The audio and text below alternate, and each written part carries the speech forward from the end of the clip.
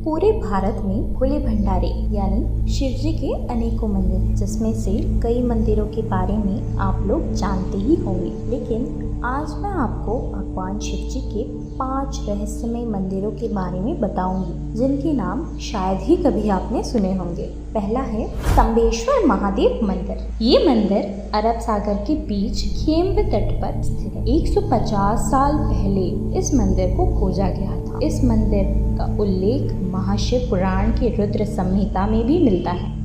इस मंदिर के शिवलिंग का आकार 4 फीट ऊंचा और 2 फीट व्यास वाला है। स्तंभेश्वर महादेव का ये मंदिर सुबह और शाम दिन में 2 बार पल भर के लिए गायब हो जाता है।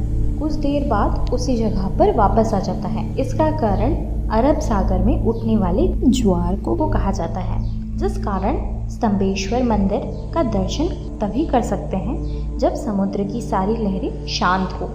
ज्वार के समय शिवलिंग पूरी तरह से जलमग्न हो जाता है। ये प्रक्रिया प्राचीन समय से चलती आ रही है। यहाँ आने वाले सभी श्रद्धालु को एक खास तरह की पर्ची दी जाती है, जिसमें ज्वार को भट्टा आने का समय लिखा होता है। ऐसा इसलिए किया जाता है ताकि यहाँ आने वाले सभी श्रद्धालुओं को कोई परेशानी ना हो। इसके अलावा इस मंदिर से एक पौराणिक कथा भी जुड़ी हुई है। कथा के अनुसार राक्षस ताड़का ने भगवान शिव जी की कठोर तपस्या की थी। एक दिन शिव जी इस तपस्या से बहुत प्रसन्न हुए और ताड़का को वरदान मांगने को कहा। उसके बाद वरदान के रूप में ताड़का असुर ने मांगा कि उसे सिर्फ शिव जी का पुत्र ही मार सकेगा, और वो भी 6 दिन की आयु का। शिव जी ने ये वरदान ताड़का असुर को दे दिया और अंतर्ध्यान हो गए। वरदान मिलते ही ताड़का असुर तीनों लोकों में हाहाकार मचाने लगा, जिससे डरकर सभी देवतागण शिव जी के पास गए। देवताओं के आग्रह पर शिव जी ने उसी समय अपनी शक्ति से श्वेत पर्वत कुंड से 6 मस्तक, 4 आँख और 12 हाथ वाले एक पुत्र को उत्पन्न किया, जिसका नाम कार्तिकेय था। उसके पश्चात कार्तिकेय ने 6 दिन की उम्र में ताड़का असुर का वध किया। लेकिन जब कार्तिकेय को पता चला कि ताड़का भगवान शंकर के बहुत बड़े भक्त थे, तो वह काफी व्यथित हो गए। फिर भगवान विष्णु ने कार्तिकेय से कहा कि उस स्थान पर एक शिवालय बनवा दिया जाए, इससे उनका मन शांत रहेगा। भगवान कार्तिकेय ने ऐसा ही किया। फिर सारे देवताओं ने मिलकर वहीं सागर संगम तीर्थ पर विश्वानंद स्तंभ की स्थापना की, जिसे आज स्तंभेश्वर तीर्थ के नाम पर जाना जाता है। निष्कलंक महादेव मंदिर ये दूसरा मंदिर है जिसके बारे में मैं बताना चाहूँगी। ये मंदिर गुजरात के भवनगर के कोल्यार 3 किलोमीटर के अंदर अरब सागर में स्थित है। रोज अरब सागर की लहरें यहाँ शिवलिंग को जल अभिषेक कराती हैं। लोग पैदल चलकर ही इस मंदिर के दर्शन के लिए आते हैं। इसके लिए उन्हें ज्वार उतरने का इंतजार करना पड़ता है। ज्वार के समय मंदिर का सिर्फ स्तंभ और ध्वज ही नजर आता है, जिसे देख यह अंदाजा भी लगाना मुश्किल है कि यहाँ पर नीचे पानी के अंदर भगवान शिव का प्राचीन मंदिर भी है।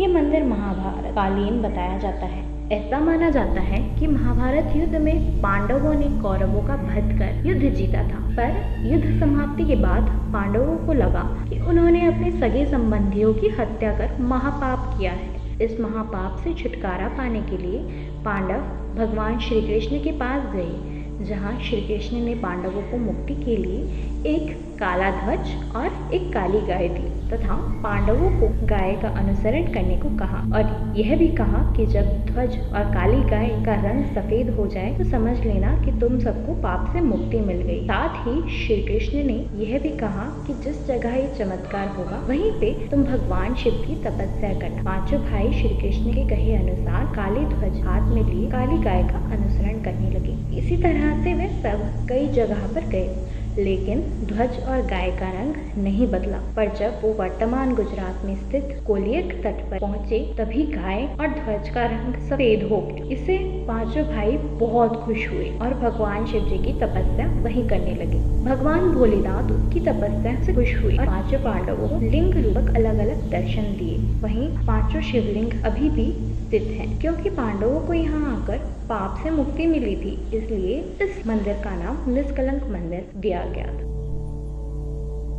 अब मैं आपको तीसरे मंदिर के बारे में बताऊंगी। ये मंदिर बहुत ही अजूबे वाला है, अचलेश्वर महादेव मंदिर। वैसे तो अचलेश्वर महादेव मंदिर नाम से भारत में कई मंदिर आपको मिलेंगे, पर राजस्थान में डोहलपुर में स्थित अचलेश्वर मंदिर सभी मंदिरों से बहुत अलग है। ये मंदिर राजस्थान और मध्य प्रदेश की सीमा पर है। इस मंदिर का शिवलिंग दिन में 3 बार रंग बदलता है। सुबह में शिवलिंग लाल होता है, दोपहर में केसरिया और रात को सांवला हो जाता है। इस शिवलिंग की एक अनोखी बात यह भी है कि इस शिवलिंग का छोर आज तक पता नहीं चला। कहते हैं बहुत समय पहले एक बार भक्तों ने शिवलिंग की गहराई में जाने के लिए इसकी खुदाई की, पर काफ़ी गहराई तक खोदने पर भी इस छोर का पता नहीं चला।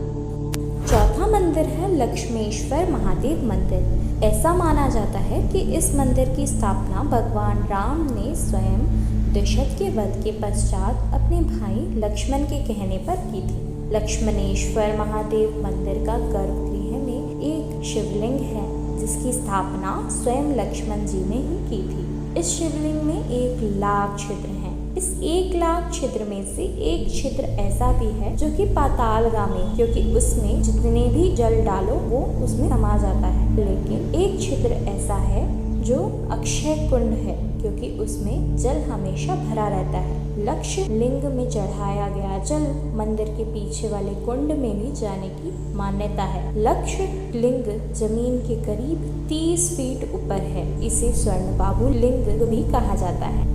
5वां महादेव मंदिर है बिजली महादेव मंदिर। यह मंदिर हिमाचल प्रदेश के कुल्लू में स्थित है। कुल्लू का पूरा इतिहास इससे जुड़ा है। कुल्लू शहर में व्यास और पार्वती नदी संगम के पास एक ऊंचे पर्वत पर बिजली महादेव मंदिर स्थित है। पूरी कुल्लू घाटी में ऐसी मान्यता है कि ये घाटी एक विशालकाय सांप के रूप में है। इस सांप का वध भगवान शिव जी ने किया था। जिस स्थान पर शिवलिंग है वहाँ हर 12 वर्ष बाद आकाश से भयानक बिजली गिरती है, जिससे शिवलिंग खंडित हो जाता है। यहाँ के पुजारी सारे टुकड़ों को एकत्रित कर मक्खन से जोड़ देते हैं। कुछ समय बाद शिवलिंग ठोस रूप में परिवर्तित हो जाता है। तो यह थे भगवान शिव जी के 5 अनोखे रहस्यमयी मंदिर।